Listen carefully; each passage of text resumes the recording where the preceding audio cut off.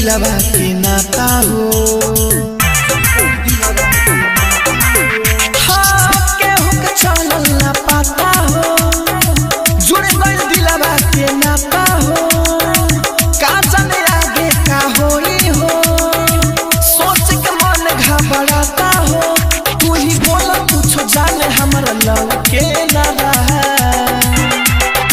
सुना मिलल तोहसे निगाह, जगल दिलवा में चाह।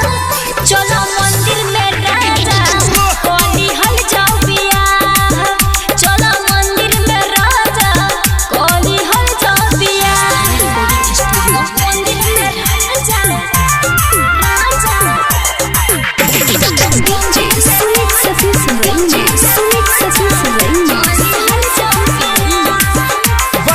जना बाराती ना घोड़ा ना हाथी ना केहू बाटे साथावा हो। ताको ना अपना कांवर ना में हदी महावर लागल तहरा हाथावा हो। बैंड बाजा घोड़ा हाथी सारे बनौटी बा, हम प्यारे नाए राजा तोने कोत खाउटी बा। जब कहल तू राजा दिलवा भरे लाया। मिलल तोहसे निगाह, जगल दिलवा में चाह। चलो मंदिर में राजा कोली हल जाओ बियाह। चलो मंदिर में राजा कोली हल जाओ बियाह। मंदिर में राजा डीजे स्वीट सफी सुरेंगे, स्वीट सफी सुरेंगे। प्यार हम तो से करी बाकी सोन डरी हमार लल मुनिया हो।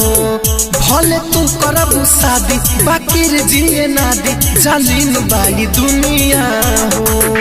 कृष्णा बसंत सुना राहुल राजधानी हो। कोइले बड़ी खुशी तोहरे नाम जिंदगानी हो।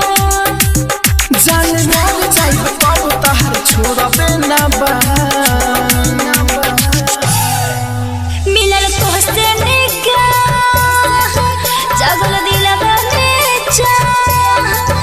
चलो मंदिर में राजा कोली हल जा बियाह। चलो मंदिर में राजा कोली हल जा बियाह। स्टूडियो बेलवतिया।